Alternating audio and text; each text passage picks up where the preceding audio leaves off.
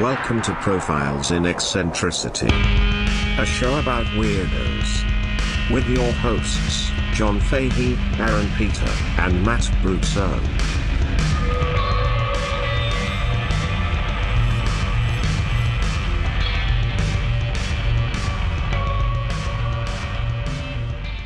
Hello, folks. Welcome to Profiles in Eccentricity. It's a show about weirdos, doggone it.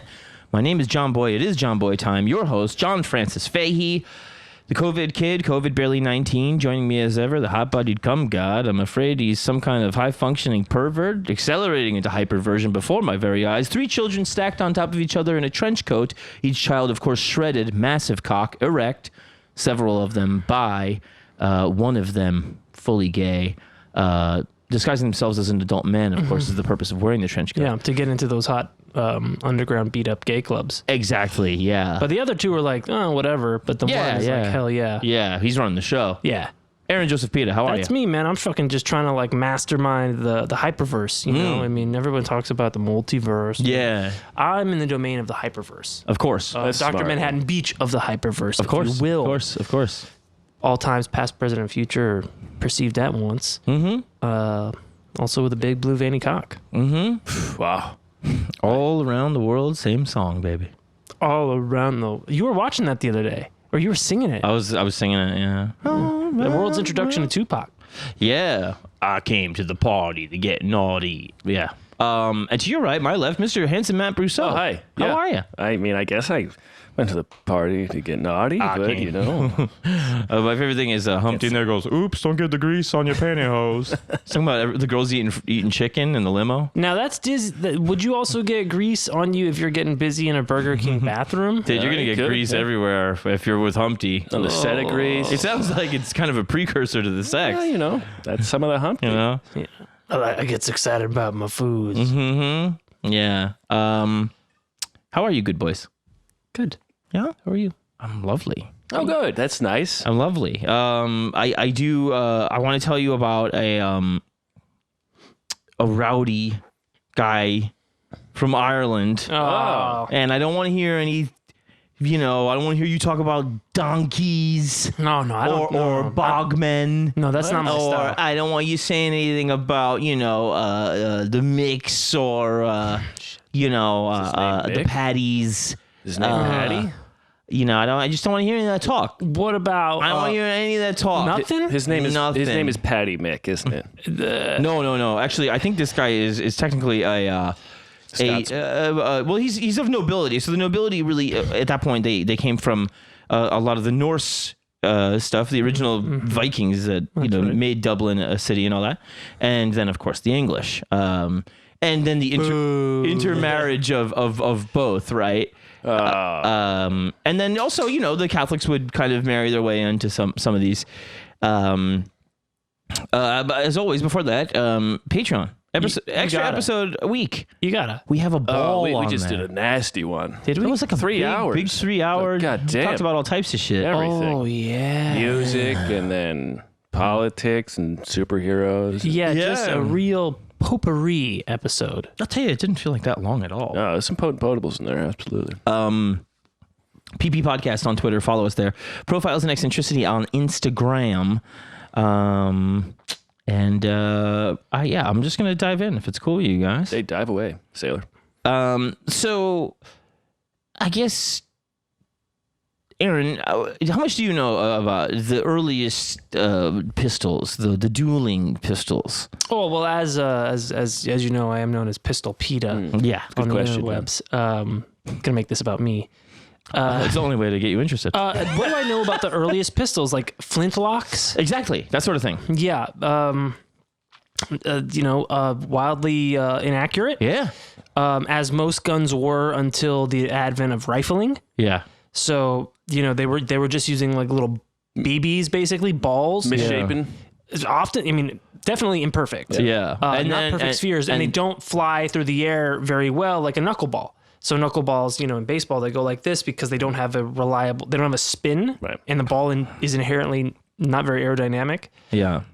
So then when they invented rifling, which was one, changing the shape of the bullet to like a more cone, and then rifling the barrel so it gave the bullet a spin is more accurate. Just shooting a thing out flat. Right. It's like a knuckleball in baseball. Exactly, yeah. The flintlocks were, one bullet at a time before the revolver, very much like a musket. Yeah. So you'd have guys doing it with two. Double flintlocks. You would have, two, because it'd be like, all right. Well, I might as well. I got two hands. First one. And yeah, you're wealthy too. So it's like, but there was a whole kind of, also like decorum to it. Yeah. And now you're talking about like dueling? Yeah, dueling in the 18th century. Okay, so 1700s. Yeah, 1700s. There's a whole decorum and history with that, of dueling. Right, and if you saw Hamilton, you know that oftentimes in duels it would just be firing the pistol in the air. Yes, as opposed to directly at your opponent. Yes, it was kind of about accepting it and not being afraid. And if you did not accept, that was very bad for your reputation. Right. But also, if you dueled too much, that was even worse than not accepting. Right. Because then you're just a fucking maniac, right? Right. Yeah, you can't make a deal with that guy. It's kind of a rite of passage, but also, like, if you get a rep for it, nobody wants you around. Well, because you might do them. Well, it's just, at that point, it's violence it's looking for violence and not settling disputes. Yeah, also getting stuck with a bullet back then, it's bad news. They often, the funny thing about it was when it went from swords to the flintlock pistols is that casualties actually went down. Yeah, I guess that because makes these sense. things were a fucking mess. Yeah. The sword, you probably strike somebody at some point. There was, I mean, you don't have to reload. You know what a sword does, right? And with these things, you kind of chops you up. You don't know what they do, and once your bullets are gone, that's that. Mm-hmm. So it actually there was a decrease in fatalities. And a lot of people sometimes would not get hit at all. Mm-hmm. And then it's over. And it's kind of like cause to celebrate. It's one of those things too where like, right. Yeah. And we've discussed this many times before, but like, when you fight a guy, you respect him. Sure. It's as intimate as you can get next to having sex with them. Yes. And then they have sex. So it's kind of a perfect night. Yeah. It's foreplay. Yeah. Let me see your penis. Now? Oh, no, I meant dueling. That's foreskin. Fuck. I always get those confused. Foreskin play. You can do that fun. too if you like that sort of thing. A whole marble in there. So, this gentleman I want to tell you about, he did duel too much. Oh. Yeah. It was a problem. And he was born in 1748. His father was a fucking maniac. He left at a young age. He would openly flaunt having a mistress in front of his wife. Nice. And she came from this kind of crazy, also noble clan called the Herveys. And he was a Fitzgerald. Uh-huh. And I told you before, the Fitzes, any of the Fitz names, that implies that comes from the Nordic. Mm. So if you see a Fitz name in Ireland, it's not like coming from the Gaelic They're not thing. purebred. I mean, well, now it's such a mess. Who knows? But yeah, the origins of those names are all the Viking invaders. Right. Fitzgerald is the Gerald of Fitz. Right. And he. First name? Do you have a first name? His name is George Robert. George Robert Fitzgerald. Yes, and he's known as Fighting Fitzgerald. Oh boy, the Irish? That's the thing is that don't forget he's more of a Brit Viking Norseman guy than an actual Irishman. So I will not accept any of that talk. And he's not a short man who dresses like a leprechaun. He is a short man, very good. He dresses like a leprechaun? Does he do it like this? No, because okay. he's got two pistols in each hand. Oh, that's right. And he doesn't like that. Very good, Aaron. It's not the mascot for Notre It's Dame. more like a Yosemite Sam type of figure. Yeah. And he does have this disposition where crazy how much people are like, oh yeah, he's very charming. And he also, he comes from a good family, even though, like I said, the Hervey family, or Hervey, I don't know how you say, Hervey, that's his mother's side of the family. They were also like noble type people, and they had some reputations too. Like I think his grandfather was known for he would make priests race at night through the swamps and the bogs. Like by foot? On foot? Yeah, by foot. Wait, how would he make them? Because they'd be looking for like a promotion or like to come up in society, and so he would do that to them. So like there was already trouble afoot here. Scoundrel. In the family. And, then his father is also obviously a maniac, and he disappears. So the mother takes the kids to England, and he's educated at Eton, and he is, like I said, short in stature, aggressive in nature, and he has his first duel at 16. Wow. He... boys were men back then. Nobody's hurt. He goes into the military, and he joins as an officer because of his birth and stuff. The 69th Regiment. Oh, So fucking nice. And Do you know what 69 is? back then, it's disgusting. Yeah. Still is. By the time he's 24, he will have 11 duels under his belt. 11. Hey, all right. So it's more than one a year. Yeah, one of the times he goes into like a shop and he's harassing this girl and just saying like fucking lewd shit to her, and the shopkeeper is like, this fucking aggression will not stand. Now he's back in Ireland. He's in Galway, which is on the west of Ireland, and he comes from County Mayo, and that's where I would go every summer when I was a kid. That's where my mother's family's from, and it's really just actually down the road. Like the closest, I was from my grandfather's from a town called Crossmolina, and the nearest bigger town to that is Ballina, and he's from Castlebar, which is probably like the biggest town in Mayo. His family estate is at Turlough, and that's all in the same vicinity, in the western part of Ireland. And the things that also happen here, besides the dueling and stuff like that, and the way the families work, it's funny because it very much reminds me of the Wild West later, a century later, because it's a lot of just rich families arguing over who has the rights to militias and farmland. Mm-hmm. It's very, very similar to me. I guess without a king who's in charge. Who? Well, there is that kind of law here, and these guys are, people in his family would be the Earl of Bristol and stuff like that. Sure, okay. But you're still kind of jockeying for power with those other dukes and low level people and stuff, and that's one of the ways you can get ahead in this time is to do shit like dueling. And so anyway, he's just he harasses this poor girl in the shop. The shopkeeper, this is part of the etiquette too, is that you have to be of the same social stature to challenge someone to a duel. You can't challenge a fucking, this guy's like, he's of noble family. You can't work your way up. So the shopkeeper goes out into the street and because George tells him, listen, you can't fight me because you're a fucking nobody shopkeeper. Get somebody on my level. And he goes, get somebody on my level. The guy runs out into the street and sees another officer, and he's also from the 69th Regiment. Nice. Mm-hmm. And be my champion. He says, be my champion. Really? He does. Oh. And the guy instantly agrees because he sees that his opponent is fighting Fitzgerald. Yeah. Finally. So he's like, yeah, I hate that fucking son of a bitch. Let's do this. And stars aligned. So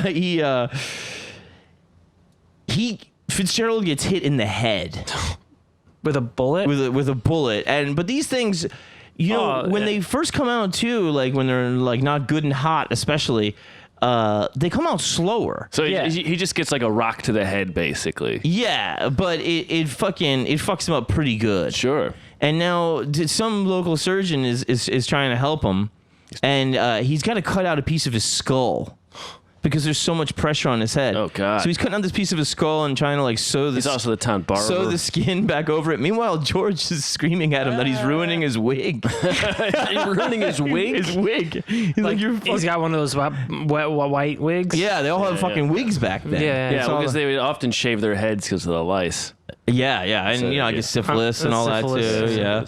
Our flag is flying half-mast. Syphilis. Should we leave it alone? Maybe, we're approaching. Fix it real quick. We're approaching 300,000 COVID deaths. Oh, so we should fly at half-mast. Are we really approaching 300,000? We'll get there by the end of the year. I don't think we've got 2 yet. Yeah, we have. Do we have 2? Yeah.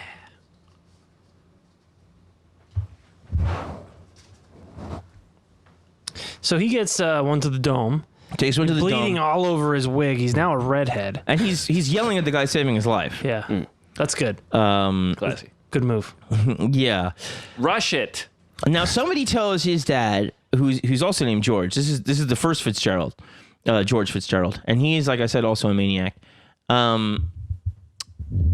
Somebody tells him, and he's apparently, quote, so shocked by it, quote unquote, that somebody comes to offer him his sympathies, and he stabs him through the stomach with a sword. What? Yeah. And then he gets his shit together. He composes himself, I suppose. He gets his shit together. Yeah. Yeah, the guy who was stabbed with the sword can't get his shit together anymore. Yeah, and Coping skills in this family. Jesus Christ. immediately writes What happens to that guy? George Robert, his son, out of his will. Oh. Yes. Doo-doo. Now here's the thing. He's pretty fucked up. He takes about 6 months to recoup. George Robert. Oh my gosh, that's so long. Yeah, Well, I mean, you know, it's long. You got to build the wig. You know, start over. and we don't really know if this is the beginning of the real insanity because like of CTE. And yeah, and yeah, you but know, also his dad. I mean, it sounds like that he comes from a good stock. Yeah. well, also don't forget he's taking a piece of his skull out, and then the fucking scalp is sewn back over it. So now he's got fucking hair follicles Wait, growing into his brain. Sure, I mean that's or whatever. that's you know a what I mess, mean? Like, but it's not it's like a total mess. it's not like the family was on the right path. no, Fucking, sir, I think there's a problem with your sandwich. no. Stabs the man. Sir, the soup's not I'm sorry hot. about your son. Ah! I'm sorry about your stomach. Well, it's all it's also like Phineas Gage, like one very very famous case about the stick of dynamite blew up and it threw a steel rod through his brain, Yeah. and it didn't kill him, but and when they got it totally changed his Forever personality, altered, became a completely different person. Yeah. After that, so it's not out of the question. I think that after this gentleman had a bullet to his head and the wig, for him to be affected. And some guy poking around there who cutting the skull out. You know, there's probably some damage. He's dropping that fucking barbicide in there from his combs. there. Sure. Probably lost his accent. Yeah. Learned math. So he gets married to this lovely lady from a good family named Jane Connolly, Oh boy. and she has a 30,000 pound dowry. Oh, no, that's the equivalent of a big fat ass. She got a 30,000 pound dowry. It's just, you know, That's a lot of money. It's a lot of money. And, Huge tracts of dowry. And now, suddenly, you know, he's spending all this fucking money, and he's a lunatic, and his dad is like, hey, I'm kind of falling on hard times, man. Can you help me out? I stabbed the guy. It's not going so well. I'm out of servants. And he goes, yeah. He goes, I'll give you 10,000 pounds. And he goes, here's what you're going to do. You're going to give me 1,000 a year, interest if you're late, and you're going to write me back into your will. Even though he's falling on hard times and not necessarily does. It's a good move. You Well, know? no, he has lands and stuff. The dad has lands. So and stuff. eventually he'll get that in. Sure, yeah, and you know, and George Robert wants to get those lands too, so he's got to stay in the will. No, so he's got other siblings, I imagine. He does have a younger sibling, Charles, that I know of later that he kind of comes into the story, but you know, he wants his shit. Yeah, write me back in the will. Yeah, and Dad. and don't forget his dad just, you know, kind of fucking turned his nose up at him, like. And now he's asking for help just because he married some rich lady. So he's like, yeah, sure. Like, I stabbed a guy for you. So he resigns from the army and he moves to Paris, City of Lights, Aaron. Oh my God. Oh. Yeah. That's France. Yeah. Oh, they got some great. And he gambles like... They got some what? They got bordellos and burlesque show. Yeah, it was a hot spot to be. They had Fucking infamous pervert. whorehouses there. Mm. Yeah. I was thinking about the museums and the dining. I don't hear too much from these stories, in all fairness, about the carousing with women. I mean, a whorehouse is like a human museum. But he does gamble. Interactive. Yeah. He does gamble a ton. And he's apparently using loaded dice in Versailles, and he's in the company of the Queen of France one time, and he slaps some guy in the face, which is looked, you know, frowned upon. Yeah, usually even outside of Versailles. Some guy, he's on the street outside a coffee shop with his dog one time, and some guy steps on his dog and he stabs him. So it runs in the family. The guy stabs. I learned it from you. Steps on a dog, you I mean, stab. if you really love your dog, I guess I kind of get that. Hey man! If you love stabbing people too, Yeah, if you love your dog and stabbing, I mean, kind of what a a better Yeah. perfect storm. So then he also doesn't play. He doesn't pay his debts. oh, Oh, weird. it's weird. And he's cheating. So every single there isn't a moment where this guy's not And he's shit. blowing through her money, right? She's miserable. She has no idea who this asshole she married is, or she's finding out. So she goes home, and she's broke, and the marriage is just destroyed. Shambles. Yeah, Matt. and Shambles. so he stays until Of course. the guy who is Count something or other is going to become Louis X, Oh. the king. Wow. Okay. And he has him thrown out of like a gambling hall, and being of the stature that he is, that means it's curtains for George Robert in France. And he also would not be of the stature to challenge him to a duel. So it kind of goes There's both. not an international diplomatic It relations. goes kind of both ways, you know. Can't even slap that. Well, man. you're at a earl level, so you're not a shopkeeper, but you're not a future king. Yeah. Right. You're not going to duel a prince.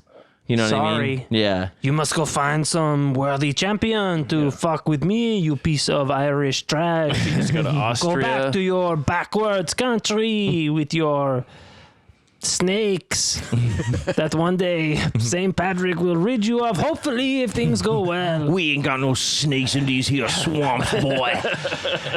We rid ourselves. We got the bog all cleaned out, damn snakes. We still got that dirty gator down there, though. Somebody send some snakes to this piece of shit island, you know? Oh, we don't discuss swamp things around here. To learn more about that voice, check out the Patreon from 2 weeks ago. He's got to hightail it out of there, and he goes to London. London, England. And It's on then the way back. he's gambling more of the money, and he's still cheating. And Do you know what his game of choice was? I don't know. Probably It doesn't say. Loaded- loaded dice are involved, so Yes. it's either Yahtzee Loaded or cards, loaded dice. just shooting dice on a folded up cardboard box in an alley. Yeah. So I mean, he's cheating and not paying, and then he just starts pulling that same trick over in London. Huh. And there's a guy then that he says he's like he loses to. This guy loses to George, a young kid. And he's like, you got to give me that money, you know. I got to get paid. And the kid's like, I already paid you. And he's like, I want my money. And the kid's like, the kid already paid him for sure, you know. And so then he challenges him to a duel. That's how the kid's got a fucking duel, right? Well, because you can challenge down. Well, You yeah. can't challenge up, right? You can't. That's you've established this rule. It's a rule of power. You can't establish up. You can't challenge up, but it seems like, and that would, I guess, make sense that you can challenge down. I guess, yes. And I don't know if the kid's of no nobility anyway, but he's good enough for the duel. And, this poor kid, he's going into this fucking thing. The kid probably can't say no. And they only have one pistol here, right? And, they have to trade? no, I mean each. Oh, okay. They don't have the two-hander. And so he... Akimbo, as they call it. he's got to, take a shot. And now, Fitzgerald gets so good at it that he does a good thing of kind of extending his arm towards the gun so that it guides the bullet. Oh, If he catches like it, McAvoy and Wanted. and he makes a smaller target. He turns to his side, lunges forward. He's kind of got a bit of a system down for this very wild and crazy form of dueling. That's like the gun kata of the motion picture Equilibrium with Christian Bale. Yeah. There's all the angles that you do to Right. make yourself fucking smaller. But Right. bullets go better. And it's just like, the hand forward is supposed to be guiding it away from any, vital internal organs. You're supposed to be A little flourish. also directing it too, because they are slower shots and more wild, and so you kind of have you actually can somewhat Affect the trajectory. a little and bit swat the bullet. it's the Matrix. It's a little bit the Matrix back then. It's amazing, isn't it? We go backward and forward. That young man's name was Keanu Reeves. But so this kid misses, and George hasn't shot yet. Oh boy. And so then he's just kind of standing there, and the kid's like freaking out. And there's a crowd, and he's acting like he's like, you know, fixing his gun, and he's just taking his time, really making the kid sweat. And the crowd is like, this fucking piece of shit. And he's just saying, like, you know, you owe me this money. And just toying with him, like, you know, when a cat lets the mouse think it's going to get away. Mm-hmm. And so the crowd sees that he's doing that, and they really hate him for that. Then he shoots the kid in the shoulder and tells him he still owes him the money that he already paid him. And this basically runs him out of London. Everybody just decides George Fitzgerald is a fucking asshole. And even though, keep in mind, he still is, you know, related to the Earl of Bristol and all that stuff. So they can't, like, you know, could fuck with him necessarily, but they're just like, they're just like, yeah, no. It's the same thing as what happened in France. They're just like, yeah, we've had enough. Closed. So he goes back to Gay Paris, this time doing kind of like horse trade business, and is he wearing like a mustache or the Humpty goggles? I am George Fitzgerald. He's got a couple of, you know, shady fucking characters. So there's some kind of gambling den there, and he takes some kid that he figures out is noble and a rube, and he pushes him towards this gambling den where he knows the kid will get fleeced. And this is done by his buddy Major Baggs. And wait. Major Baggs? Yeah. What is his name? Yeah. It's a silly name. So he's a major in the army, and his last name is Baggs. Yeah. Okay. And so the kid is totally ripped off, and George wants his cut. Whatever Baggs gives him, I don't know how much it was. It's not enough. So of course he's got to now challenge Baggs to a duel. And France is so sick of this shit that they're like, you are not dueling here. So they actually go over the border into Austria. No shit. Yeah. And this is the thing about the legality of it, is that it's not, this is the UK version of it. It's not really, you're not going to get charged with murder if somebody dies. You'll get manslaughter unless they really hate you or something. And that plays a part of it, though, in the court case. And he's done so much shit that he would get a bad trial, you know? He's got a reputation as a fighter. And he's, you know, like I said, it is seen as a rite of passage. A lot of times, if somebody dies, you will get a charge.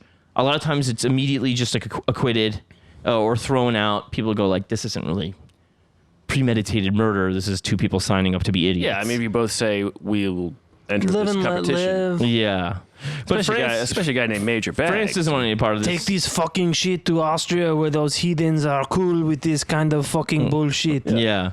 So there are two guns here, and they shoot, and Baggs is shot, and he goes, I'm wounded. Wounded Baggs. And Fitzgerald goes, yeah, but you're not dead, and he shoots him in the thigh.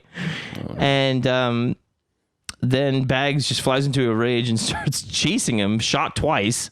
And Fitzgerald starts running away, and he turns around to throw his gun in his face. Hits him in the face with the gun. Yeah, good move. And then he shoots Fitzgerald in the leg, and now they're both fucked up, you know, and he goes back limping to Dublin.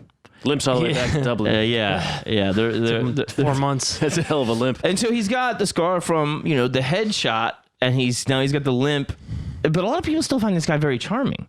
And, you know, he can be given to these things which may be, again, due to his head injury, where it's just outright obstinate and fucking, then it's just like terribly charming and kind. And it's like bipolar. You know, women would still fall for him and stuff. Oh, yeah. And, well, you know, you show off your wounds. Now, when he goes to Dublin, this is really when he kicks shit into high gear. Oh, okay. They basically said that anybody that was anyway socially notable, you could add to their bio, had a duel with George Fitzgerald, to any of them, and most of the time it was true. He was dueling. It was like actresses slept with Warren Beatty. Right, yeah. Yeah. Nice. And he's going out. Anybody was dueling. In fact, if you didn't, you're not really an anybody. Exactly. And the thing is, too, he's down there, you know, like O'Connell Street and like the main thoroughfares of Dublin with the ladies and, you know, the gentlemen. And he's grabbing rings off ladies' fingers. and he's ripping the wigs off dudes' heads, and he's like standing in your way so that you have to go into the street and walk in shit. And if you like slide by him, then he goes, "That's grounds for a duel, motherfucker." Oh, he's losing his mind. He's completely unhinged. Yeah. And I think, he's like, not interested in fucking, prostitutes or whatever. He's just trying to get duels in. His loss. Yeah. But he's dual cocky. He's got this forever belief in the duel. I don't know what it is, man. He's never died. He's been hit twice. All he had to do was throw a gun at a guy afterwards. Yeah.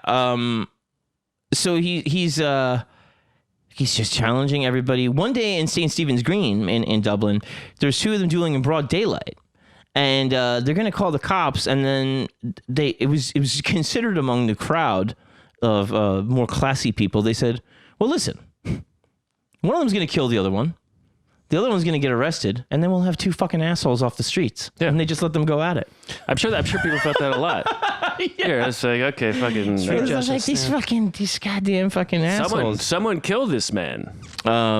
Legally. So instead, one of them got shot in the ass. Nobody knows who, but they couldn't sit for like a week.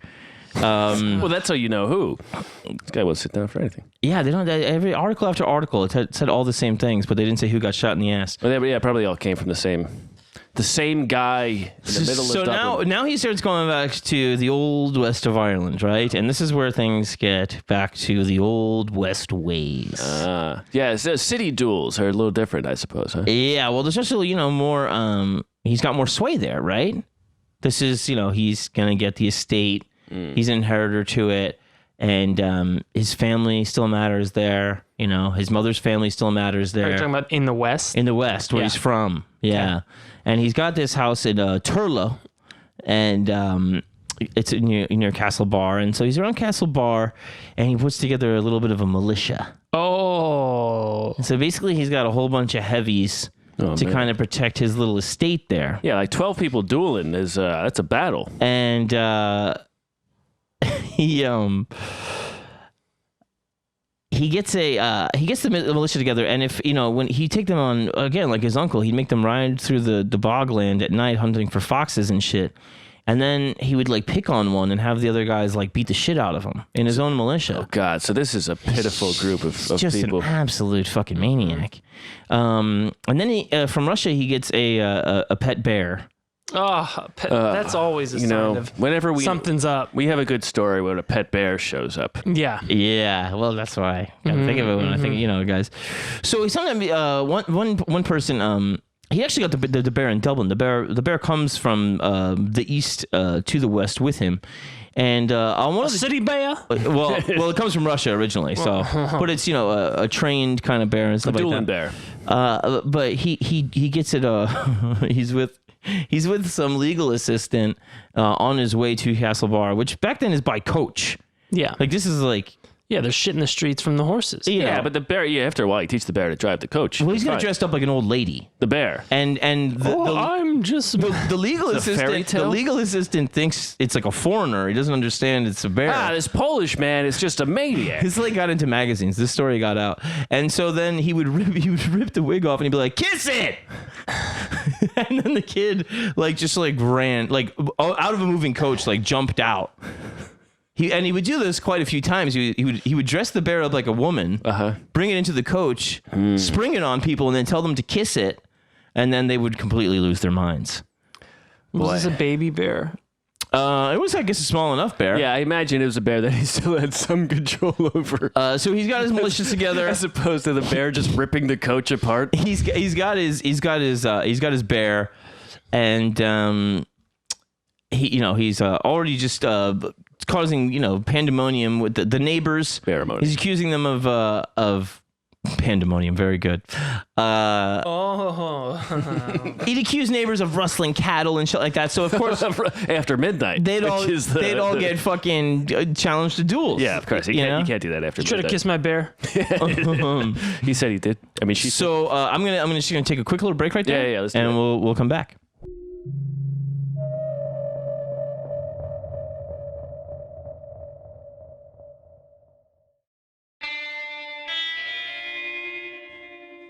And we're back. God damn it. So, he moves back to to the west from Dublin, and his dad now owes him 12,000 pounds. So he hasn't been paying. No, That's almost half his original dowry. Yeah. yeah, and That's per volume, John. right plus interest, and he takes legal action against his father. His father's lawyer is a local guy by the name of Patrick Randall McDonnell. And Has your son sued you for money that is not his? you're being sued by your little brat son. And George, he's got a barrister in about his 60s by the name of Timothy Brecknock. Brecknock. Brecknock.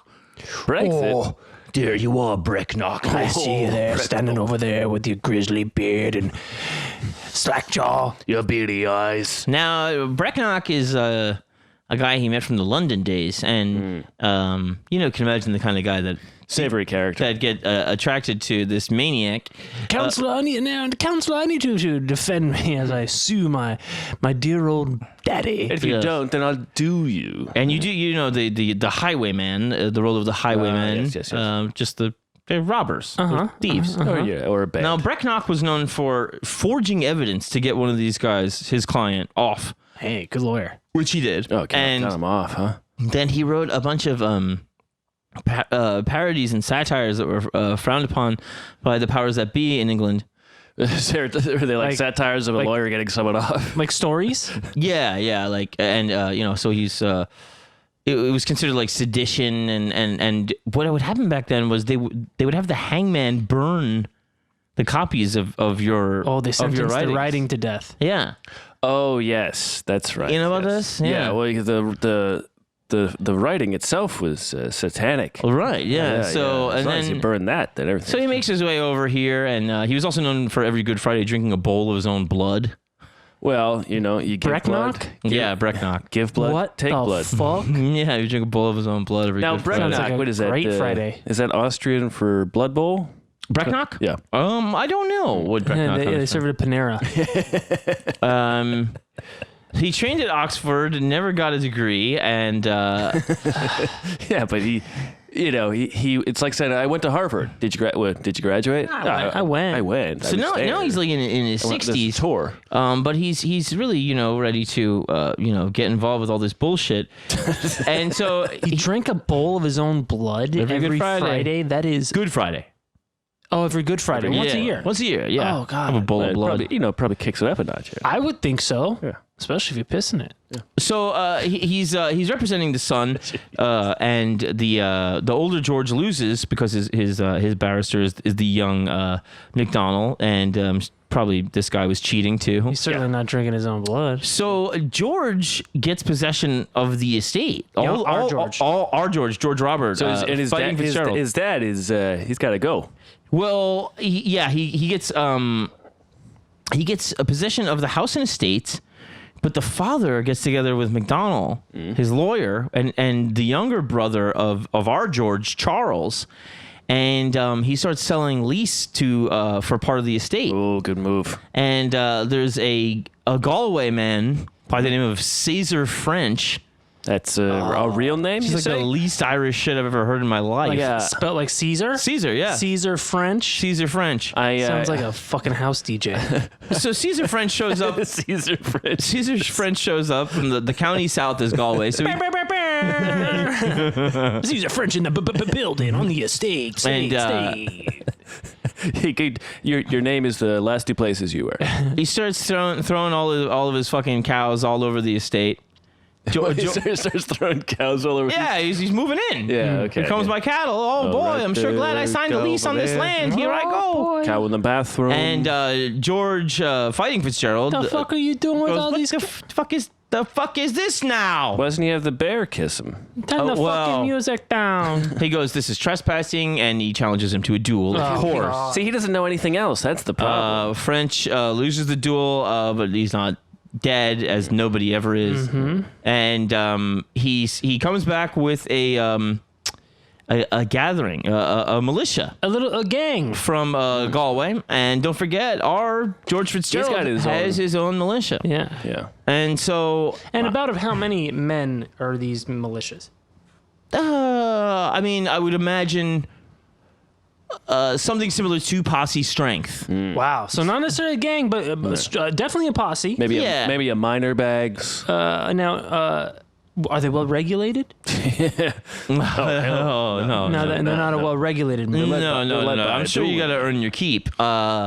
Play for keep, but what is it? Handy with the steel? If you know what I mean? You got to be handy with the steel, But and they probably train in the bog a lot. so they have a straight up battle in the wild west of Ireland, and this time César Franche comes out victorious, and George is arrested. He escapes 2 weeks later, I believe, and he kidnaps his father for his role in the plot. Well, hey, you got to take whatever you can on your way out. And so he changes his dad to the bear. No. Yeah. Now kiss. Kiss it. He goes. It's like a real Two-Face. Pretend it's mom. Every time Can you you spin them around, it's a different. And so he changed his dad to the fucking bear. Imagine how terrifying. I mean, a bear. I know you love also dads getting their asses kicked, so I thought you would enjoy this story for that reason. I like my dad, but I love the idea. Dads, shut up. I love the idea. And what's also just like a baller move. Like, I don't want to see anybody's dads get their ass kicked, but like, No. The UFC fighter who beat his dad's ass is just Right. so funny.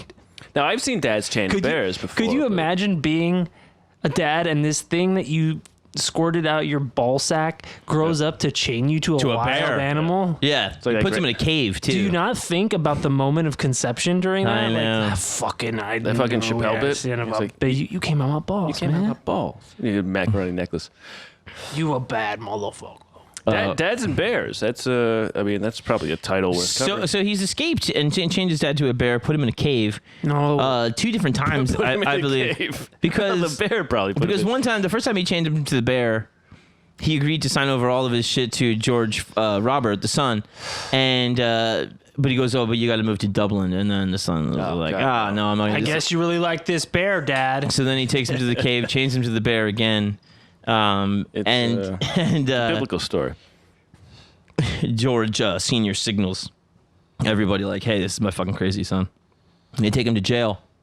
Out his way to the cave, he's like, "That's my crazy son." Yeah, and he's been sentenced to 3 years in prison, and he gets out, and meanwhile his wife has died. The wife whose life he ruined, Well, was she with the bear? No, she's not on the scene at all anymore. Okay.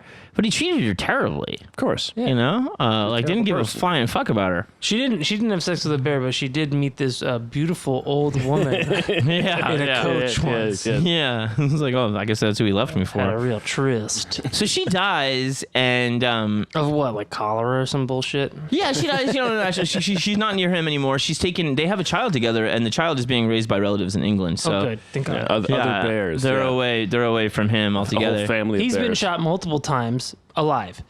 She, totally free of his presence, Communicable dies. disease. Yeah. Yeah, the daughter. Wrong the soup. daughter is with family in England, and so he never had any part in her upbringing after that. Yeah, because the family was like, "We got to get this kid out of here." Yeah. If your dad's missing a skull piece. He's got to get revenge, right? And one of the people that as soon as he gets out of prison in 1782, he goes after this guy named Richard Martin, and Richard Martin was known as Hair Trigger Dick. Yeah. That could mean a lot of I have things. a hair trigger dick myself. Yeah. You should be hanging out with bears. If you and look dads. at it, I'll blow. Yeah, that's an itchy trigger too. If you blow on it, I'll blow. I'm about to break. These are the breaks. So he's got a bad temper, but this time he's kind of sworn off all of his own dueling and shit, right? And he's also So wait, this is the story of the infamous like, hey, I know you're the best. I know you're retired, but you're the best. And I know you swore your family you would never do this again, but we need you. This is the every movie. Well, there's the trigger happy guy and the guy who's sworn it off. Yeah, he's the same. Yeah. And so the first thing that happens here is everybody kind of just gets embroiled in this shit with dad and son. Because the first thing that happened when you sued him for the money was the court said, you guys have to live together. Terrible idea. That's sitcom. Yeah. Well, yeah, he tried that with the bear. Fighting George knocks out 3 of his teeth before he kidnaps him and chains him to the bear. He knocks out his dad's. He knocks out 3 of his dad's teeth. Oh man, teeth hard combat back then. So he's chained him to the bear several times. I didn't just find teeth anywhere. And so yeah, when he escaped when he first escaped to come back to get his dad. He found that the Turla house had been robbed by everybody that hated him. Everybody locally that hated him robbed the shit out of this house. The Turlet house. He was burgled. Turla. Oh, Turla. Yeah, and the Turlet house was burgled. He burgled the Turla house. and it was in that time that he asked his dad for money. And again? After he'd already chained him to the bear. No, the dad asked him for money before. He's asking his dad for money now because he's got none, and the house has been totally robbed. Right, okay. And the dad's like, you just chained me to a bear. Yeah, well, and that's when he chained him to a bear again. Well. And they stole the key, so Yeah. you're fucked. Don't look the bear chain in the hand. So yeah, Martin is also after this guy too, because apparently some of the feuding with McDonald, the lawyer for his father, had ended up with both of them shooting each other's dogs. No. That's a hell of a duel. They shot each other's dogs. And besides being hair trigger Dick, Dick Martin was also known as Humanity Dick because he had started most of the anti-animal abuse legislation throughout the United Kingdom. No shit. Yeah, and the king is the one that nicknamed him Humanity Dick because he was against, the baiting of bulls. And he was like the first person to bring a donkey into the courtroom that wasn't an Irishman, and show how it had been abused. And are you a donkey? These not an Irishman who's been abused. The first guy to not chain someone to a bear in town. But as you know, like these things, even back then, they capture the public's imagination. Yeah. And he was so well known for these issues that he was confused. For being the guy who started the SPCA. No shit. And he totally gave it up and he was like, no, I did not do that at all. It was this guy Broom and he's totally responsible and I'm Humanity Dick. Yeah. Right. But That's Broom Dick. He didn't take credit. So when he comes back, he's got Brecknock still in his corner, and he's got this guy Andrew Craig, and he's a Scot. He's called Scotch Andrew. Right? How do you get that? But he's an Ulster Scot, not a Scottish Scot. And so he goes. He also he remarries to this woman named Devon, and he gets a challenge from Humanity Dick, and a duel. Yeah, they duel, and George is wounded. Martin gets shot in the chest, and he is bedridden, right? And this is all over the shit that happened 2-3 years ago. Wait, so Martin was in the duel, not Humanity Dick? Martin is Humanity Dick. Richard Martin. Oh, right. Yeah, Dick Martin. And but thank you. And so while he's fucked up, like with a bullet in his chest, George comes over all the time and acts like they're best friends. They probably are. Well, because maybe they are at this point. And I should also say, after his wife died, and everybody knew he treated her so terribly, he was like so grief-stricken. People thought it was like another sick joke, like pretending to fix his gun while he's torturing the kid, right? Like deliberately, like kind of besmirching her memory, like acting like he gives a shit. And people thought that was really bad class. Right. He sounds bipolar or something. I think it's all the head injury. Yeah, it's having already a baseline of shit, and then having it been kicked up a notch by a bullet to the head. Yeah. But this is a thing fiddling around in there too, that depending on the histories that you read, and I suppose there's even with the shitty rich people back then, there's a bit of a incest. No, kind of like a motive to still make them look kind of honorable just because they were rich. Yeah, and they're also probably paying for the histories. Yeah, to be written. Yeah, but even if you're the rich in power now, you want to make it look like everybody was at least pretty good. Yeah, I think. Yeah. There's probably some sort of, camaraderie among rich, and as it passes down through the generations, the stories that you're told that you're writing down, there's a whole access. And I think there's also just a thing too, though it was like he had that thing we talked about with fighting, where he respected you now. Right. So now you were a friend. True. And so he was very, and a lot of people that dueled him did say like, oh yeah, he did that to everybody he dueled. He would go visit them when they were, hurt from his bullets. And, kind of like Chopper, right? And you're very cheerful. And a lot of people respected him for that. A lot of people found him very, very like fun and gregarious, as much of a maniac as he was. And and you can kind of, you can understand why they would, or one would appreciate that.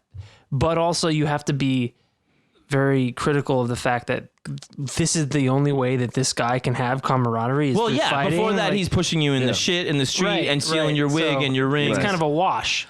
No, totally. Don't get me wrong. No, I'm just thinking out loud about it. We're best friends. He put a bullet in me. Yeah, like how macho do you have to be that the only way you're comfortable having like an intimate relationship with somebody or another man is, well, I got to fight you first or shoot you or something. Otherwise, like it's fucking. Well, we know people, even just in the comedy community, who are shitty, and then the moment you're shitty back to them is the moment they respect you. Oh, that's why. And then they are friends. What? That's why you and I are friends. No, I don't think we ever did that. No, but we do have fun being shitty. We have fun being shitty, but there was never it's not the test. No, but there are people. We've all met people who are like dicks, and then the moment you give it as much as they give it, yeah. But I'm also like that is definitely not. You should not. You should not be. Making people earn anything. You shouldn't. But there are people who do that even now. Yes, of course. In a lesser sense. Yeah, there are people now who do it in a very similar sense, where they just fucking start fights, and then it's like, oh man, you're all right. You fight it too. You're an insane maniac too. Okay. Well, it's also the success of embroiling you in their drama. Yes, sure. Yeah. People that just demand there's a form of control be over the that. shit. It's very narcissistic, right? Mm-hmm. We're all dealing with my shit. We're not. But we don't need to. They only know how to deal with their shit. So once you're in their shit, then they know how to deal with you. Yeah, because you're their shit. I don't know. I want to get into a little bit some of that stuff at the end, but his uncle, is still from his mother's side of the family, gets him kind of the key to the city of Londonderry. That's not good. Londonderry. Yes, which is Derry if you're Irish, and Londonderry if you're British. And that's a dick move. He's kind of trying to dress up his reputation for his nephew after the imprisonment. And that's a very good sentence. But the old fighting George is fighting George, Yeah. And he's still got it going for Patrick Randall MacDonald, the lawyer of his father, and all that bullshit. For Christ's sake. And so they start kind of jockeying for leadership of like the Mayo Brigade of the Irish Volunteers, which is kind of the local. It's the nationalist militia actually. So you still had a lot of noble people that were actually pro-Irish independence.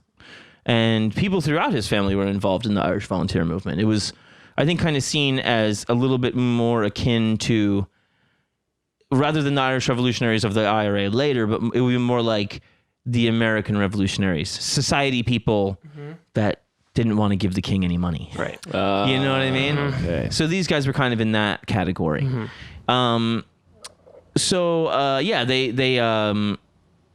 They wound Craig, the fucking Scottish Craig, mate.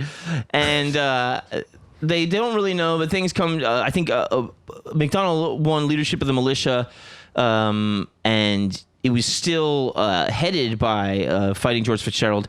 He makes some trumped up charges against MacDonald, has him arrested. They escape, and while they're escaping, they fucking Scottish fucking Craig fucking cuts him down, mate. He fucking cuts them right down. And he kills a whole bunch of them while they're escaping. And George is arrested. Brecknock is arrested. Oh. Craig flips on them. The guy who did all the killing. Beautiful. You fucking slippery skull. Of course I did. I sang like a fucking canary. It was me the whole time. I just can't keep a good secret. But it was this thing where they were seen as the men behind the gun. And Sure. of course they were. You know, Scottish fucking Craig. He was basically a hired hand, and he'd been shot. And the wigs. So George Robert Fitzgerald, he was hanged on the 12th of June, 1786. Wait, so the whole time, everybody just kind of collectively hanged was like, for was this what Murder. Murder, straight Murder up. of McDonald, which he did not physically do. but it seems like everybody collectively was like, fuck this. Well, keep in mind, fighting George Fitzgerald never killed anyone Right. his whole life. Sure, but did he facilitate an order or? Well, I think he wanted the scrap. But yeah, if you're ordering a guy to go do it, who knows what's going to happen, of course. And Brecknock, I guess because he's a barrister, he takes the fucking the lump for it too. Do they hang him? He's sentenced to be hanged as well. Yeah. Wow. And on the first attempt, the rope breaks. Well, isn't that you're supposed to go free, right? No. It depends on what they believe. And he says that the courts of Mayo God were doesn't make ropes. were too cheap to buy a rope to hang him. Just give me my own bandages, man. I'll do it myself. And then the next rope comes, and he's sitting there with a gallery. They're all just insulting him. The new rope comes. Here's a new rope. It's too long. It's Too long. The holy rope. Now they're all laughing at him. That was he broke his ankles. And the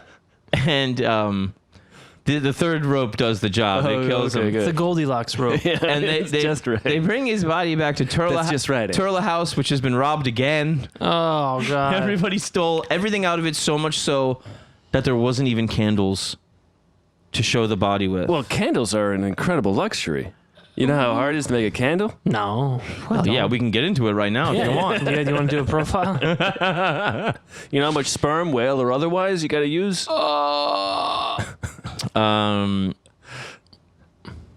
And then that syrupy spoim candle. You gotta get all that syrupy spoim. you do. Hard in it. You do, yeah. You see the little ghosts flitting out of it. That's what the sparkles are. The That's it. little spoims. lights that will You came never out of my be. balls. Them little spoims. Oh, those They're spoim. rascals, them little spoims. Ooh, don't breathe that in. Well, maybe try. Do it. You got COVID, you breathe them spoims right in. They hunt out the COVID like a homing beacon. So they hide everything about Fitzgerald from his daughter in England. She reads it in a magazine. She dies of shock. No. That's what they say.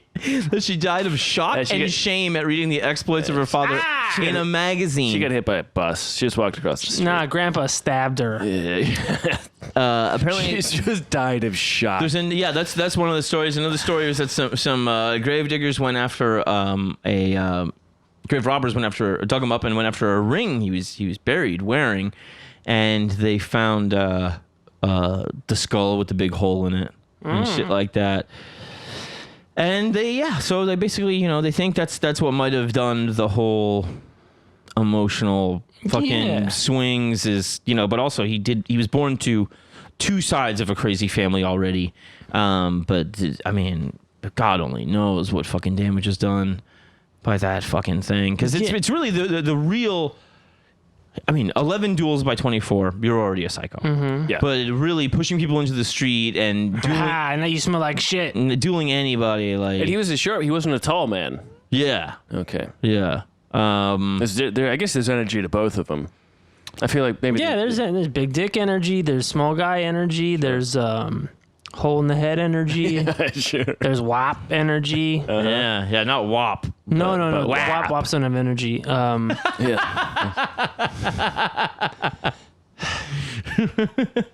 Or papers.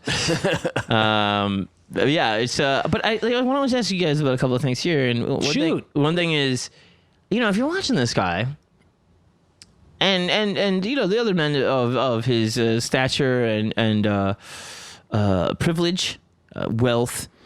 Do you go like, am I jealous of these guys? Because this seems like a fucking pain in the balls, man. I think that's kind of the case for a lot of history. Yeah. Do I really want to live that? Am I about that life? Like, and is it affluence to even want to engage in all that violence just in general? Well, the ability to do that without. I mean, if you got to fucking plow the field, man, you ain't got fucking. So you're not pushing any guy into shit in the street. You don't have anything to, fight for, really. You're just, other than your survival, and you're doing that just against the, crumbling weight of existence. Yeah. And, all these, aristocrats or noble people, like, they have all these rules. Yeah. And, that's why how many characters have we talked about who either in our profiles or that we see in TV and movies, like where the noble person will dress up like a regular person and mingle about the regular people. How many popes did we talk about that did that? Or, princesses and stuff who did that just to get away from the pomp and circumstance and the rules and the restrictions of that kind of life. You want to hear some shit? I love shit. The other night, I was thinking about you guys and this exact subject, and with it being also the charlatans, too. Mm-hmm. The guys pretending to be of the higher class, and the con men, and the guys that are rich, whether it's the Pope or the Caesar going out and hooking in the street, or just wanting to surround himself with common people. Or giants. And at the most, I guess, highest kind of mindset, I wonder if everybody is not trying to escape their class, but trying to escape there being classes at all. Well, I mean, I think in some sense there is that. I think the ability of money allows you to escape.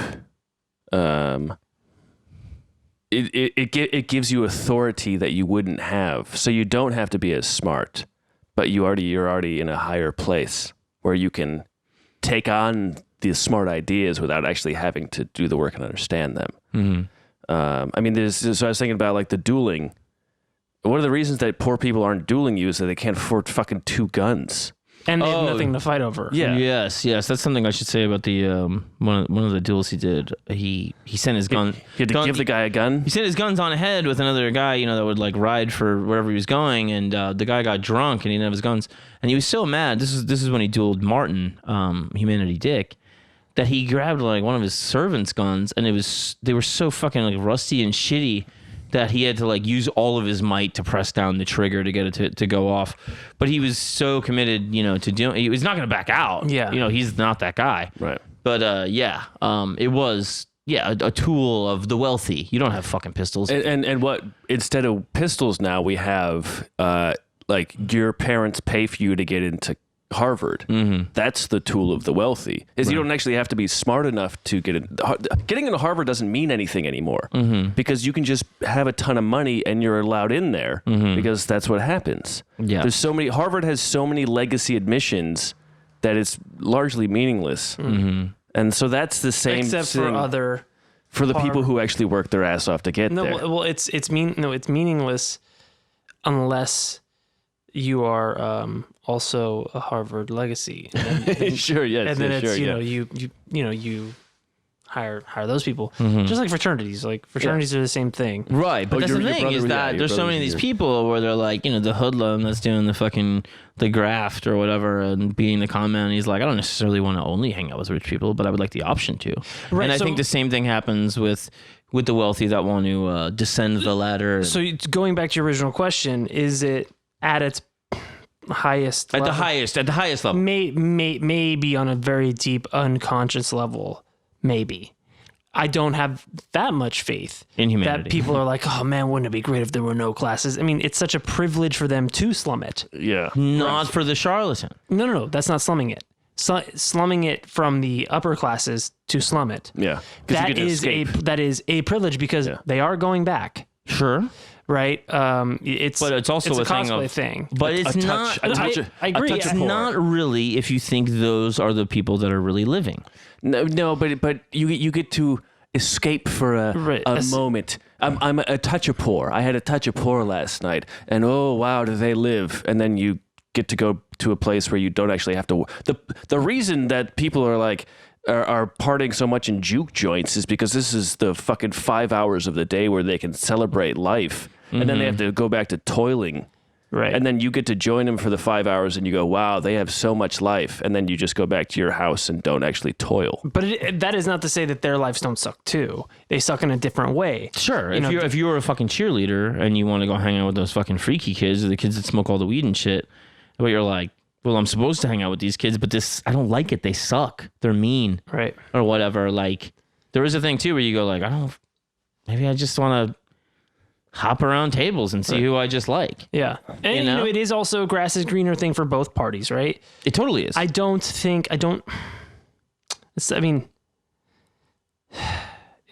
think subconsciously maybe it's I wish classes didn't exist, but I think it always will. It will, but especially as long as you believe it. And I think, but as long as there are people with different abilities and predilections, there will be different strata.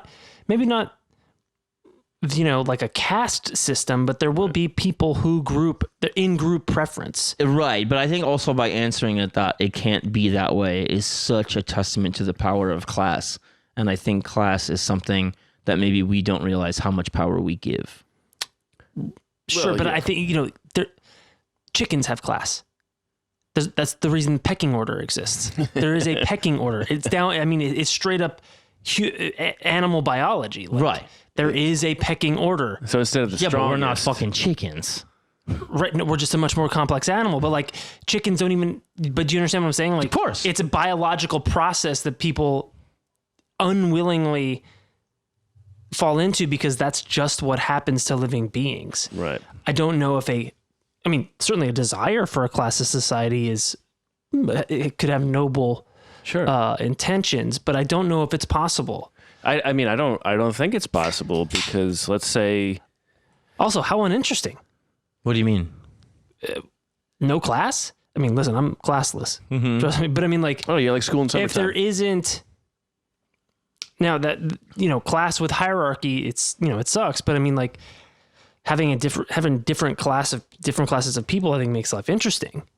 Now, if there's a ruling class that subjugates the masses, that's fucking a nightmare situation. What do you think is interesting about it? Having different people that are good at different things, have different priorities, different cultures, different languages, different specialties. Yes, but there's cliques and there's classes. Well, there is an artist class. There is a working class. Yeah. There is the military class. Sure, there's the intellectuals, and those academics. are not necessarily hierarchical or control-based classes. Those are just existing classes. Yes, but there's the kind of person that could be like, for me, I would like this person from the military, that person from academia, this person from criminality. Yeah, and that would be my clique. But sure, that's why they're different. Cliques denote a certain stability of class. Yes, but also what's really been lost from the whole discussion to class is actual behavior, which is really what matters most to me about class is, do you have the class and the tact not to say these things or value these things? Well, there's classy, and then there's class. I mean, the moment you now you're changing what you're saying about class. Well, I'm saying that's, to me, the more important definition of class. Well, those are two different meanings of the word class. I'm agreeing with you. Okay. Yeah. Yeah. When I say 60 grand and up a year, and this is one class, and then, 120 and up a year, that's one class. No, I'm saying there's also the actual. Now you're saying you value that version of class. And that one's been really done away with. Yeah. Well, yeah. No. Well, I suppose. Because there used to be kind of thing too, like with middle class thing, where it was like, don't discuss money. Yeah, no religion and politics. Right. I mean, there's so many fucking things. But that's just a control mechanism. Here's my. It also is about making people not of your economic class feel bad, which is a classy thing to do. Right, and because the middle class was so big, it's not a classy thing to do. It is. It's a control. I don't agree. Don't talk about what you make. Well, talk about what you make if you're talking in the union hall. Talk about it all day then. But it's always used to tell people below you, don't talk. Right. No. We're talking about different things. Yeah. I'm talking about like if it's your neighbor. You know what I mean? But that's an idea that translates into other things. We should be comfortable. I don't think. Yeah, I'll fucking talk about it right now. No, but I'm saying, I mean, that's a thing that translates. That's a thing that is learned through. I understand what you're saying. Like, don't brag about what you make, and right. But that's kind of what it is a lot of times. I mean, there's a way to do it. There's a whole thing of keeping up with the Joneses and stuff like that. Right, but there's a way to do it without bragging. I think an honest conversation about and then don't get jealous. Don't there are ways to do it that can normalize. Sure, yeah, and there's definitely a thing too where more people should be conferring too about how to elevate everybody's status in life. Yeah, exactly. Yeah. And if let's say your neighbor's not making a lot of money, you're like, oh shit, okay, but. Maybe I'll buy their house. Yeah, well, maybe you fucking you make them a fucking dinner every now and then or something, and you're not a dick about it because you're not like, I'm doing this because you're poor. Yeah, no, but you could also then break those rules and be like, what's your investment strategy? Yeah. And that's if you can get past your. That's also a level of intimacy too. Kind of. Yeah, but I mean, you're already fucking the guy's wife. You guys are swingers. You put the keys in the bucket. Drinking a cup of blood. Bucket? Yeah. Drink a cup of blood every every Good Friday. Listen, might as well just ask how can I have you get on the come up like me? Back on the original question: is it better to be the guy in the field, or is it better to be the guy that spends all the money, but then also has to do like these crazy rituals like dueling and, I mean, also just. Fighting your dad over your fucking estate? Well, no one has to do that. Nobody has to do that. No. No, but you do see that those type of things can drive families insane and apart. I've seen it. But is that necessary? Or is that expectations and almost learned behavior? I mean, is that really? Well, sure. There is. Some people are just classless, no matter their class, and there are trashy people with money. Yeah, sure. And they just, no matter what their income level, they're gonna be trash. Yeah, right, exactly. And there's also a thing too that we should understand that extends into Ireland, and I'm sure a lot of other places, especially back then, it was just a thing where it's like, especially if you had money, but even if you didn't have money, there was a kind of thing where it was like, you don't go and you stay at home like until you get the farm, like, because they're gonna get old. And then you got to fucking tend the cows. And it's just a given that you're going to get everything. And that's why there's like 9 kids. And it's a little bit of a different story, though, when you get into this level of estate. And and you can marry into a rich family and spend all of her money. Take my daughter, please let us get into your family. Yeah. We'll give you everything we have because that was upward mobility. Right. Yeah. And also that it's like in the Sam Patch episode, every family, every year, every generation, there's fucking 5-6 more kids than the what you can give them based on what you got is now dwindling to the point where there's going to be a generation that it can't have anything because everything that you could hand down has already been taken by everybody else in the family. Yeah, it didn't sound like this class though was having that multitude. No, especially not then. Well, because then they also know. Well, those classes don't need to have kids. True. Yeah, because you gotta have the farm hands and then the one that's gonna die. Yeah, and get disease. Yeah, and you can pay somebody to take care of you. Right. As opposed to hoping that one of your 9 kids will. I mean, there's something I was thinking about with class where the rich get rich, poor have kids. How can you not have a class, right? The moment if you ever pay someone to clean your apartment or your house or whatever, is that not immediately drawing a line of class? Mm-hmm. That's one of those things where it's like, like being in COVID, I finally started like cleaning I was never here and now I'm here all the time and now I'm actually cleaning the place and it feels good. So your classes drop. Yeah, exactly. But it's as I like paying someone to do it wouldn't make any financial sense, also the size of the place, but also like the moment it feels like a class division to do that. Mm-hmm. And that is, even if you want a world with no class, the moment you pay someone to do no, Aaron wants class. He wants those. But I do want a world else to clean. No class. I want a world with classes. Okay, so tell me why, because I'm curious. Oh no, I'm totally kidding. I think you're not really. So I would like to hear more about it. No, when I say no class, I'm talking about non-classy people. Yeah. that's the joke. Yeah, no, I get that. Oh, okay. The moment but you also do like people having different classes. I think it's inevitable, so you might as well. That's what I'm saying. The moment you pay someone to do a thing that you just don't want to do, and even if it's not even like is economic, like. But when it gets to the point where it's like, fucking Sly Stallone's helping his house, can't look him in the eye. That's just awful. Well, that's not class. That's fucking a fucking shitty person. But it is using class. Of course. It's using class to be a shitty person. It's using class to be classless. Yes. But that's, that sucks. Yeah. I hope nobody has ever liked that. But sure. I think I understand what you're saying, and I think it is inevitable in a lot of ways. It's just that, like, you wouldn't want it to be to the point where you just can't talk to anybody in a bar, or they can't talk to you. No, of course not. No. But I mean, that's a straw man. I mean, that's taking it to an extreme. Not back then. You could not do a lot of shit with these people, and I think a lot of people still feel like they can't approach certain people today. They wouldn't even go to the same bar back then. True. Right. True. And to a degree, that's kind of true now. It is. But that's all. A lot of it is like self-imposed. Yeah. But that's what a lot of the people that we talk about on this show break from that. Yeah, and that's why they're eccentric. But what I'm saying is, those people are trailblazers. Like, we certainly have a much more class integrated society now, except for the very, very, very, very, very, very high echelons. Right? Yes. Which I mean, Shaq is super rich, right? And the moment he goes anywhere, you can name somebody. But the real rich people you have never heard of. Yeah, you don't see them. You don't know what the Waltons look like. Yeah, because they don't want you to. Yeah, the DuPonts, right? The Rockefellers. They're out of the way, right? And some of them probably have a shit ton of money and lead regular, like they go to regular bars, but you would never know, right? Because they're not gonna ever until they offer to buy your kid, right? And and it's the opposite of raising Arizona.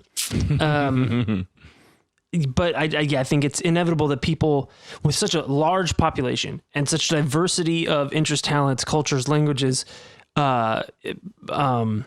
predilections, or anything like that, people are going to coalesce into groups. And just by virtue of the imbalance of power in any group, eventually one group will either step on another or elevate, however you want to see it. Sure, yeah. And also, by the way, this guy, I'm not bringing up because of this guy was very comfortable in his class.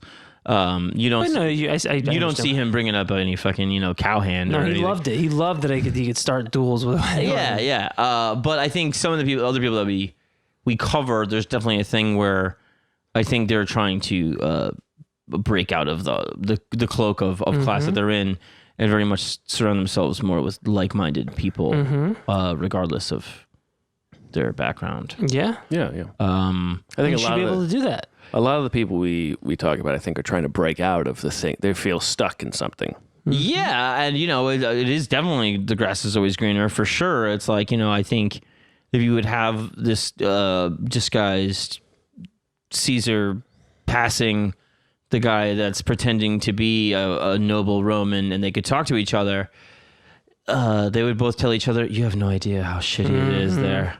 Well, that's so boring. Always the thing, right? The moment those two people meet, there is something they can, because the shared, even in two disparate classes, the emotion is shared, if not the story, the specifics of the story, the emotion of being tired, dissatisfied with your station. Yes, exactly. I mean, let's talk about the great motion pictures like your Trading Places, your Disney Channel original movie, Summertime Switch. No, Trading Places is perfect, right? Trading Places is. So let's go there. Let's go there for a minute, because even with the charlatan, right, the impersonator, the con man, there is still the climb. Climb exists. Climb is all there is, and that's what they say. So, and with the rich man going into the underworld, you still have the hero's journey there a bit, but it's forced upon him. But no. Sometimes they would choose it. No, in the movie. Yeah, no. Yeah, I'm just saying that journey was forced upon. Yes, that is a legit journey as well. And both of them, even right. Well, yeah. But I'm just saying, up and down now. Is there a struggle for the rich guy? Not in that case, but just in general. The guy that starts at the top that's going down, is there a struggle there, or is it all just cosplay? I mean, the struggle it depends on the situation. But yeah. I mean, the struggle is, what does he want to? Is he going down on purpose? Is he just cosplaying, or is he really? Yeah, is he really trying to do it? Right. Yeah. And what is he trying to do? But the struggle can be an internal struggle. Is it finding truth? Maybe. I mean, maybe that is the struggle he's having. He's like, shit, man, do I really want to leave this all behind? Right? Like, Buddha did that, right? And the Buddha story is he left all the earthly trappings of his station behind, and then walked the walk that he was talking about, and did it, and came back and achieved paradise in his own mind. Bruce Wayne in the motion picture Batman Begins, a similar story. It is a Buddha story, by the way. Yeah. So yeah, that struggle can be a physical struggle, or it can be the struggle of determining if you want to continue living this life of privilege that you're dissatisfied with. Because it's a lot of the thing is, the role is no struggle. What do you do now? You be the Lady of Winterfell, and you go like, well, what the fuck does that mean? I get up and take shits? Yeah, I mean, the thing is also part of we need a certain amount of struggle in our lives. Yeah. Otherwise, your mind will invent struggle, and then you're clinically depressed or anxious, or you need a reason to get up and something to push against something every to day. Fight Not too much, because you'll fucking break. Right. But you need something. There's no depression in sub-Saharan Africa. Mm-hmm. They're too busy surviving. Yeah. Sure. Yeah. Right.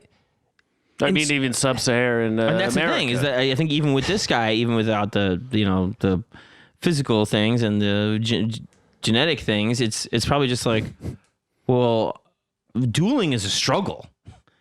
I can do that. Yeah. And and in fact, I'll do it to the point where I ruin my reputation because it's interesting. Yeah. And he's also mentally ill. Yeah. But also being the guy waiting around for my dad to die so I get his fucking cows is mad fucking boring. Right. And he could have done anything else as well.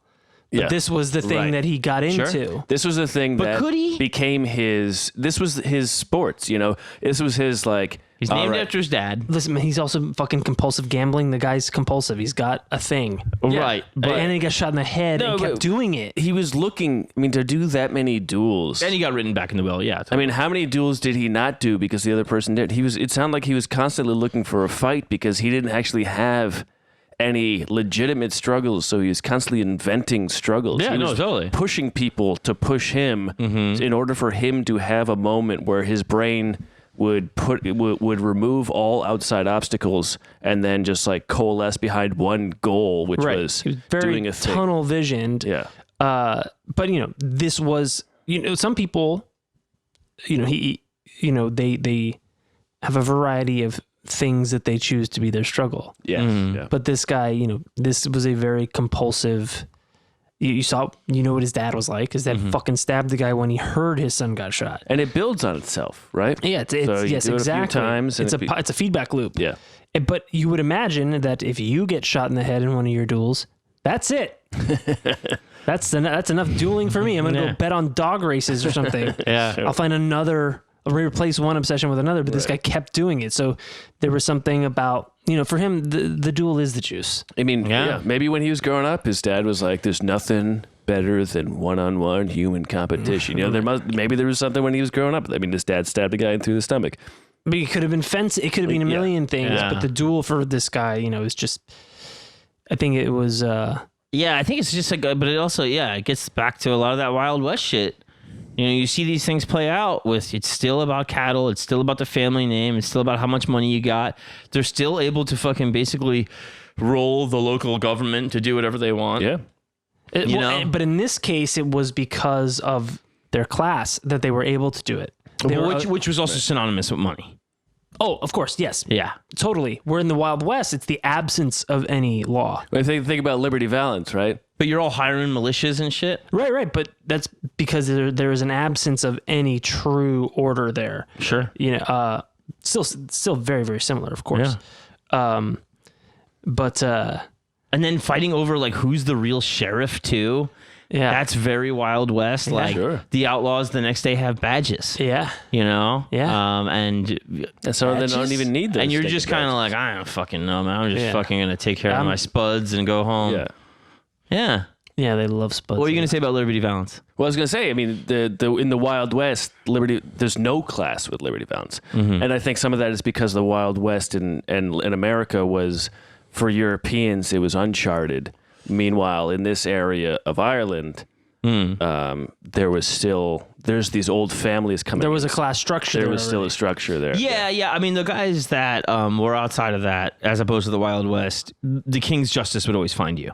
Right. But if you had some cute nickname the King gave you, sure. Then and then also he gave the other guy's uncle a cute. He's just kind of like, oh, you guys figure it out. I don't give a fuck. Yeah. You know. Yeah. So there could be a lot more shit based on that. But again, if you're the fucking lower classes, aren't you looking at all these people fucking killing each other all the time and going like, the fuck are you ruling us for? Well, yeah, but you're fucking wheeling your bag of rocks down the road, and you're like, man, these guys are, man, your bag of rocks. That's not that different than Crop now. came in. Yeah, I caught these rocks today. Man, they're crazy up there. Oh, yeah, no, it's just. I think there's a sprout coming out of one. It's just this story that you go home and you're at the bars and you go, man, this is. Oh, but I mean, you'd just be saying like, did you hear what the rich kids did today? I mean, but that's we what still it is. do. It's the same thing. Keeping with Up with the Kardashians is a giant fucking TV show, and their lives look like a fucking circus. But it would be different if most of the crime was that way too.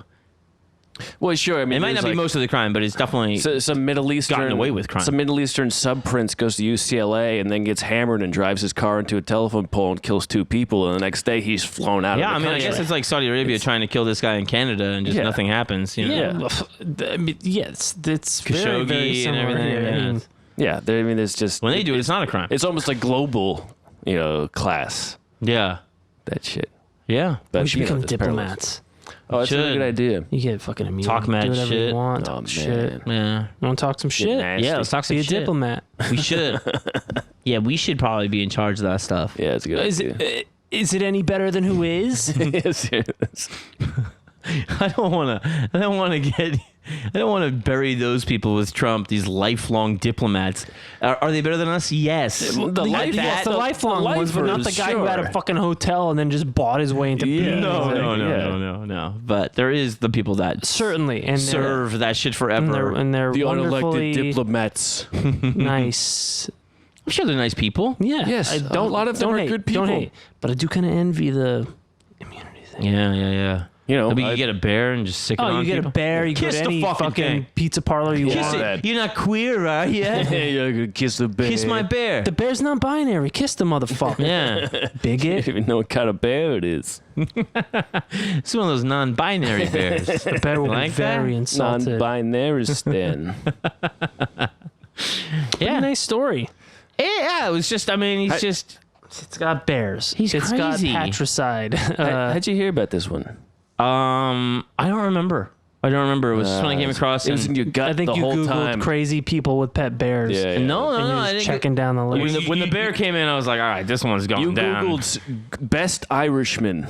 I did think chaining. And it said, did you mean worst Irishman? Chaining your dad to a bear, I think, is like the meanest, fucking stupidest thing you can do. It's so the chickens have come home to roost, Dad. Remember that time you wouldn't let me fucking play with my blocks? Well, guess what? Now you're chained to a fucking bear. Now who's the dad?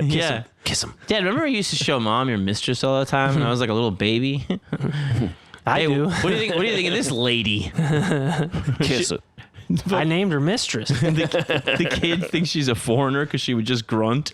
What kind of blind? This kid have like vitamin A deficiency, rickets. It's probably a story that got out of hand. But there was definitely a kid that rode in a coach, saw the bear get undisguised, and then ran out of it while it was fucking like undisguised. moving. Yeah. But also this is I guess there was something about kids back in the day where they couldn't tell if old lady was an animal or not. Yeah, it wasn't even a fucking. No, this is a legal assistant. This is a young man. Yeah. It's not even a fairy tale. Apparently, like Hansel and Gretel, that's real life.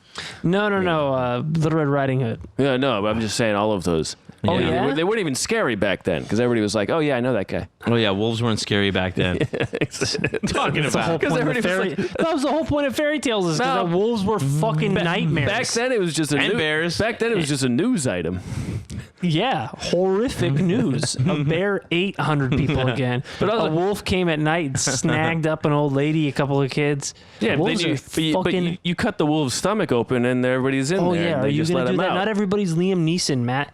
You can't just go around fucking knifing wolves. Bullwinkle? Is that what you're I was gonna gonna say? say bears, then wolves, and it came out as Liam bulls. Neeson has said some things that are Humanity Dick and Brecknock though too. I was like one character after another, dude. Major Bag. I know that's an army title, but still, I got a major bag. right here. You got quite the major Also, bag. his daughter reading about him in a magazine and then Dying dying. of shock. That is the stupidest. And they said shock or shame. Like I read like 4 or 5 different articles. What doctor was like, this one looks like shock, and the other doctor's like, no, that's shame. She died of shame. She seems like she has some sort of periodical attached to her hands. Let's read the article and see. It looks. What about this arrow that's in her? No, the shame. The arrow got her after. It's manifestation. This of guy can survive 1,000,000 bullets. His daughter dies of shame. Jesus Christ. That's what she's ashamed about. She's like, I'm not as tough as my dad. Yeah, I mean, Jesus also Christ. These fucking guns too. Like, what a fucking nightmare. Because, because of the inaccuracy too. Then the fierce the fight, the closer you'd get. Sure, yeah. Because they said like when him and Martin went down, they really fucking hated each other. It was how many and steps they were like really close. Whites of her eyes. But yeah, and he was willing to do it with like shitty guns, no problem, just because he was just balls to the wall about it. He's probably also pretty drunk too. Yeah, he was only drunk. I think the first time they say when the rope broke when they tried to hang him, and and then he kind of sobered up by the time they got their shit together. Oh, you telling me he sobered up when he? I was hoping I'd be drunk for this. Hurry up. Well, at first he was making jokes and stuff. Sure, because he was drunk, and then he doesn't die. And then I think he's like crying at the end. Yeah, I imagine the drunk wears off after you don't die. This probably thought it just couldn't happen to him too, right? I mean, especially when they try to kill you again. You get out of shit that much, your fucking uncle gives you the key to Londonderry, and you're like, oh, I'm fucking. Oh, that dairy. Oh shit! Oh my god, this. I've survived 20 duels. I'm never gonna die. Yeah, and that's the thing is that that with like the rope, and he won twice. It is that brand of justice in London or Paris or the west of Ireland or Dublin. It was just like when we decide we're done with you. We're done. Yeah. It's a wrestling. But anyway, that's the story of George Robert Fightin' Fitzgerald. Fightin' Fitzgerald. Oh, me. He was done in by the Scot. You never saw me coming, mate. All right, let's fuck off. I'm going to say goodnight. My name is John Fahey. That was very nice, John. That was great, Jeff. I'm Aaron Pita. Members up. Good night, everybody. We love you.